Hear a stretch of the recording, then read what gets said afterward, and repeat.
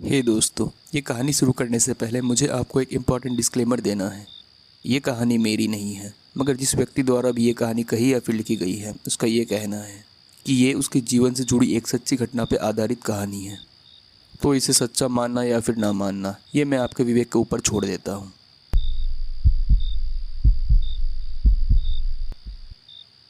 मुझे इसके बारे में बात करना बिल्कुल भी पसंद नहीं है कि 15 साल पहले क्या हुआ था, और ना ही मुझे उस दिन को याद करना अच्छा लगता है। जनवरी 7, 2008। सारा कॉलिंस, इस कम्युनिटी में रहने वाली एक परम प्रिय सदस्य, एक दिन अचानक घर के बाहर किसी काम से गई और उसके बाद उसे किसी ने कभी नहीं देखा। उस वक्त ये केस बहुत बड़ा बन गया था और सभी लोग ये जानना चाहते थे कि आखिर सारा के साथ हुआ क्या।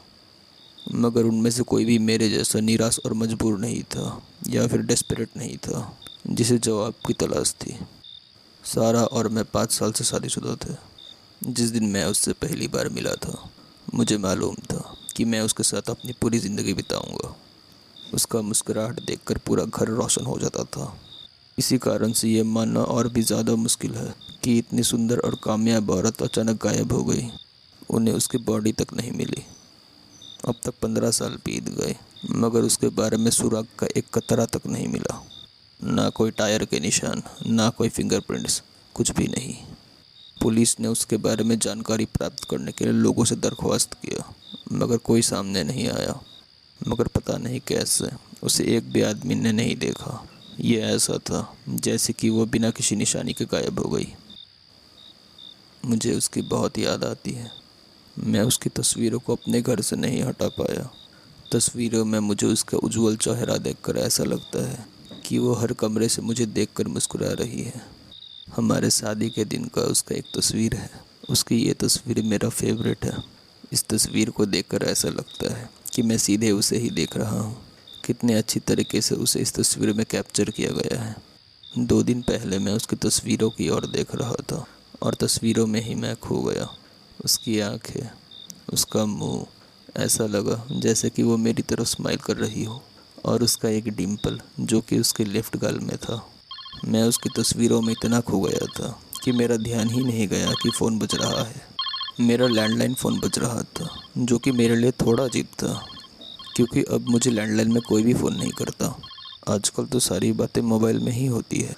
जब मैंने उसका कॉलर आईडी चेक किया, तब मुझे अननोन नंबर दिखा रहा था। फिर मैंने फ़ोन उठाया। मुझे लग रहा था शायद बैंक की तरफ से कॉल आया होगा कुछ कंफर्म करने के लिए। फ़ोन कनेक्ट होने में थोड़ा टाइम लगा, मगर जब फ़ोन कनेक्ट हो गया, मुझे लाइन के दूसरे छोर से सरसराहट की आवाज़ आ रही थी। हेलो। इस वक्त मेरा मूड किसी भी प्रैंक कॉल के लिए नहीं था।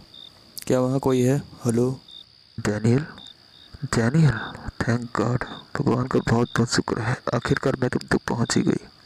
लाइन के दूसरे छोर पे एक औरत का आवाज़ था। उसकी आवाज़ थोड़ी लड़खड़ा रही थी और वो ज़ोर ज़ोर से सांस भर रही थी। डैनियल, ये मैं हूँ सैरा, क्या तुम वहाँ हो? जब मैंने उसका नाम सुना, मुझे ऐसा लगा कि कुछ सेकंड्स के लिए मेरा दिल धड़कना ही बंद हो गया। सहरा, वो भी मेरी सहरा। मगर ये तो नामुमकिन है। सहरा को गए हुए तो 15 साल हो गए। ये जो कोई भी है, मगर मेरी बीवी तो नहीं हो सकती। मैंने फ़ोन में कहा, मैं नहीं जानता कि तुम कौन हो, मगर तुम सहरा नहीं हो सकती। मुझे पहले भी ऐसे कॉल्स आया करते थे जो दावा करते थे कि वो सहरा है।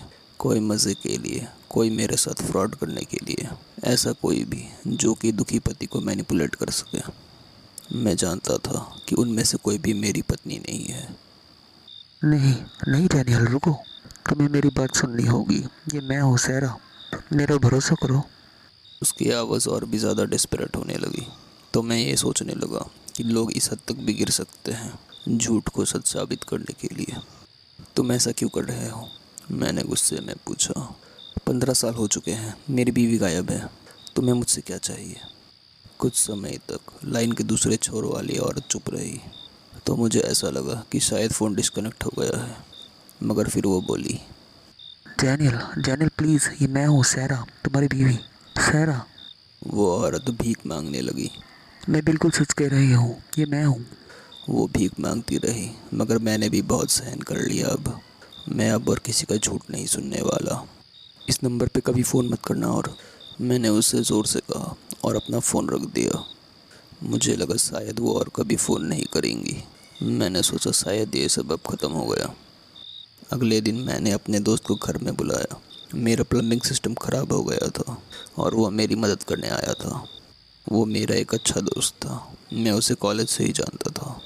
वो मेरे साथ हर वक्त था, जब सारा गायब हो गई तब भी, और उसने मुझे इस दुख से उबरने में मदद किया। हमने थोड़ा ब्रेक लिया और पुराने दिनों की बात करने लगे, और अभी अपने लाइफ में क्या चल रहा है इसके बारे में भी। फिर उसी वक्त मेरा लैंडलाइन फ़ोन दोबारा बजने लगा। सॉरी, मुझे कॉल उठाना पड़ेगा, शायद इम्पोर्टेंट भी हो सकता है, मैंने मेरे दोस्त से कहा और लैंडलाइन फ़ोन की ओर बढ़ने लगा। मैंने ये नोटिस किया कि मुझे अननोन नंबर से कॉल आया हुआ है, बिल्कुल कल जैसे ही। फिर भी मैंने सोचा कि शायद किसी और ने कॉल किया होगा। मैंने फ़ोन उठाया और मुझे फिर से वैसे ही सरसराने की आवाज़ आने लगी, जिससे मैं थोड़ा बेचैन हो गया। मुझे ऐसा लग रहा था कि ये तो मैंने पहले भी सुना है, मगर फिर भी मैं फ़ोन को काट नहीं पाया। हेलो, मैंने फ़ोन में कहा। मुझे अच्छी तरह से मालूम था कि शायद उसी ने ही फ़ोन किया है और मुझे गुस्सा आ रहा था। मैंने कहा, इस नंबर में कॉल करने से मैंने मना किया था ना। डैनियल, डैनियल, थैंक गॉड, भगवान का बहुत बहुत शुक्र है, आखिरकार मैं तुम तक पहुंच ही गई। ये एग्जैक्ट यही वर्ड और शब्द थे जो कि कल फ़ोन में उस औरत ने मुझे कहा। डैनियल, ये मैं हूँ सहरा, क्या तुम वहाँ हो? अब मुझे कोई शक नहीं, ये वही औरत है जिसने कल मुझे फ़ोन किया था। मेरे पास इसके लिए वक्त नहीं है, मैंने ज़ोर से ऐसा फ़ोन में कहा। मैं जानता हूँ कि तुम सहरा नहीं हो, कॉल करना बंद करो। मैंने फ़ोन रख दिया और मैं अपने दोस्त के पास वापस चला गया। वो थोड़ा कंफ्यूज्ड दिख रहा था। फ़ोन पे कौन था? उसने मुझे पूछा। मैंने सुना तुमने सहरा का नाम लिया, क्या सब ठीक है?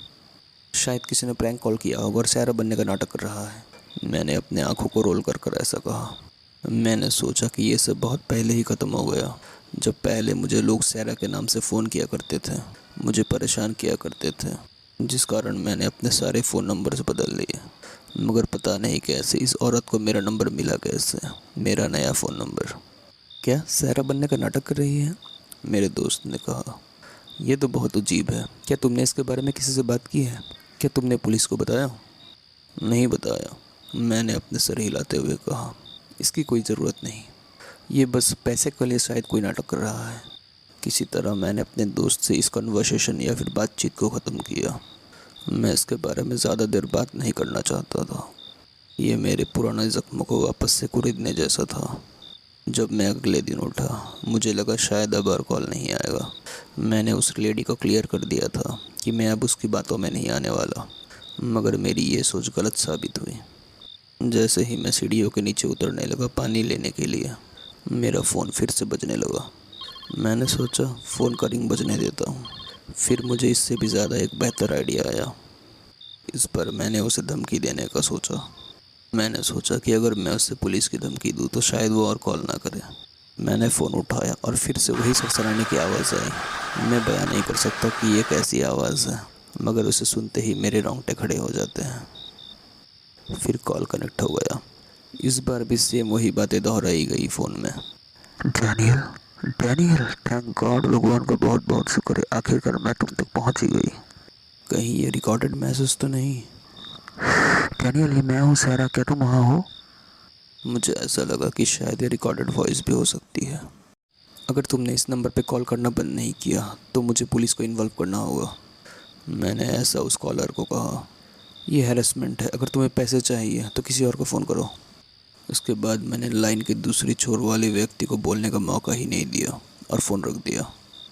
अब मुझे ये उम्मीद है कि ये कॉलर मुझे मैनिपुलेट करना बंद कर देगा। मैं उसके स्कैम को अच्छी तरीके से समझ गया था। मैं 100% श्योर था कि मेरी इन वार्निंग्स के बाद वो मुझे कॉल करना बंद कर देगी। मैं इतना श्योर था कि अगले दिन जब मैं उठा तो मुझे रिंग की आवाज़ सुनाई दे रही थी। मैंने सोचा कि अननोन कॉलर तो शायद कॉल नहीं किया होगा, मगर अलार्म बज रहा होगा और वो अब तक ऑफ नहीं हुआ। मैं यही सोचते हुए उठ गया। फिर देखा कि लैंडलाइन फ़ोन में ही कॉल आया है। मैं दौड़कर सीढ़ियों से उतरने लगा और फ़ोन की ओर बढ़ने लगा, और मैं उस कॉलर को बताना चाहता था कि मैं अब पुलिस एक्शन लेने वाला हूँ। किस्मत से मैं फ़ोन के करीब टाइम से पहुंच गया और फ़ोन उठा लिया। मेरे फ़ोन कान पे रखते ही मुझे फिर से वही सरसराने की आवाज़ आई, मगर अब इससे मैं अच्छी तरीके से परिचित हो गया था। फिर भी मुझे ये आवाज़ें डराती, कुछ देर के लिए, जब तक कि कॉल कनेक्ट नहीं हो जाता। डैनियल, डैनियल, थैंक गॉड, भगवान का बहुत बहुत शुक्र है, आखिरकार मैं तुम तक पहुंच ही गई। वही बातें फिर से फ़ोन में दोहराई गई। अब ये सुनने का मेरा आदत सा पड़ चुका था। डैनियल, मैं हूँ सारा, क्या तुम वहाँ हो? मैंने तुम्हें वार्निंग दिया था। मैंने तुमसे अच्छी तरह से कहा था कि अगर तुमने फिर से यहाँ पे कॉल किया, मैं लीगल एक्शन लूँगा। ऐसा मैंने फ़ोन में कहा, वो भी ज़ोर ज़ोर से, ताकि फ़ोन के उस पार जो भी है वो मेरी बात अच्छी तरीके से सुन पाए। अब तुमने हद पार कर दी है, अब इसके बारे में मुझे कुछ करना ही होगा। मैंने कुछ वक्त तक वेट किया उस औरत की रिप्लाई के लिए। डैनियल, नहीं नहीं, ये मैं हूँ। मैं तुमसे झूठ नहीं कह रही, मैं कभी तुमसे झूठ नहीं कह सकती। डैनियल, ये मैं हूँ, तुम्हारी वाइफ सारा, ये मैं हूँ सारा। फ़ोन में उसकी तेज़ आवाज़ सुनना मुझे बिल्कुल भी पसंद नहीं आ रहा था। तुम सहरा नहीं हो, मैंने चिल्ला कर कहा। मैं जानता हूँ कि तुम सहरा नहीं हो। मैं अब तुम पे लीगल एक्शन लेने वाला हूँ। Good bye. मैंने फ़ोन काट दिया, वो भी आखिरी बार। मैं ये बात अच्छी तरीके से जानता था कि ये सहरा नहीं है, और ये एक फैक्ट है। वो तो सहरा हो ही नहीं सकती, क्योंकि जनवरी के 7 तारीख को 2008 सहरा कॉलिंस, जो कि इस कम्युनिटी की मेंबर थी, वो मारी गई। और वो मैं था जिसने उसे मारा, जिसने उसकी हत्या की। सहरा एक बहुत ही ज़्यादा खूबसूरत औरत थी, और मुझे अपनी किस्मत पे विश्वास ही नहीं हुआ कि वो मुझ पर अपना इंटरेस्ट दिखा रही है। मुझे औरतों से ज़्यादा बात करने का एक्सपीरियंस तो नहीं था, मगर मेरा मन खुशी से फूला नहीं समा रहा था कि सहरा जैसी औरत ने मुझे चूज़ किया, मेरे जैसे आदमी को। हमारी शादी के बाद मैंने उसे चाहा, उसे प्यार किया, हर वक्त, हर समय, हर एक सेकंड उसी से प्यार किया। मैंने उससे प्यार किया, ये जानकर भी कि वो मुझे धोखा दे रही है। मैंने गलती से सहरा के रोमांटिक मैसेजेस पढ़ लिए, जो कि उसी के ऑफिस के कोवर्कर ने भेजा था। वो मुझे छोड़ने वाली थी, वो भी उस कमीने के कारण। सहरा, मेरी प्यारी सहरा, मुझे छोड़ने का प्लान बना रही थी, वो भी उस कमीने के लिए। मैं ऐसा होने नहीं दे सकता। वो कितनी खूबसूरत थी, कितनी उज्जवल, ऊर्जा से भरी हुई। मैं उसे नहीं खो सकता, मैं उसे नहीं खो सकता। तो मैंने उसे मार डाला, और मुझे इसके बारे में सोचने की भी ज़्यादा ज़रूरत नहीं पड़ी। बस यही एक आखिरी रास्ता बचा था, जिससे कि वो मेरी हो जाएगी, सिर्फ मेरी। अगर वो मर गई तो मुझे कभी छोड़ के नहीं जा सकती। सारा हमेशा के लिए मेरी है और मेरी रहेगी। जब पुलिस मेरे घर पहुंची, तब मैंने उनसे झूठ कहा कि वो किसी काम से घर के बाहर गई है और अब तक घर नहीं लौटी, और यही झूठ न्यूज़ के हेडलाइंस बन गया। मुझे ये मालूम तो नहीं था कि मैं इस हत्या की सज़ा से बच पाऊंगा कि नहीं, मगर 1 साल बीत गया, फिर एक और साल, और उसके बाद 15 साल तक बीत गए, और अब तक किसी ने भी मुझ पर शक नहीं किया। मैं सीढ़ियों से ऊपर अपने कमरे में ही जाने वाला था, मगर उस वक्त मेरी खिड़की में किसी ने नॉक किया। मुझे मेरे खिड़की के खुलने की आवाज़ आई, और इस वक्त मैंने उस सरसराने की आवाज़ को दोबारा से सुना। वो सरसराने की आवाज़, वो भी मेरे खुद के घर में ही। वो आवाज़ सुन के मेरा पूरा शरीर पैरालाइज हो गया। मैं हिल नहीं पा रहा था। मैं बुरी तरीके से डरा हुआ था और पैनिक में था। फिर मैंने उसकी आवाज़ सुनी। डैनियल, डैनियल, थैंक गॉड, भगवान का बहुत बहुत शुक्र है, आखिरकार मैं तुम तक पहुंच ही गई। और इस बार ये आवाज़ मेरे घर के अंदर से ही आ रही थी। डैनियल, ये मैं हूँ सारा, क्या तुम वहाँ हो? अगर आपने वीडियो यहाँ तक देख ली है, तो मैं श्योर हूँ कि ये कहानी आपको ज़रूर पसंद आई होगी। तो ऐसे ही कहानियों को सुनने के लिए please like, share and subscribe, and thanks for watching mental masturbation.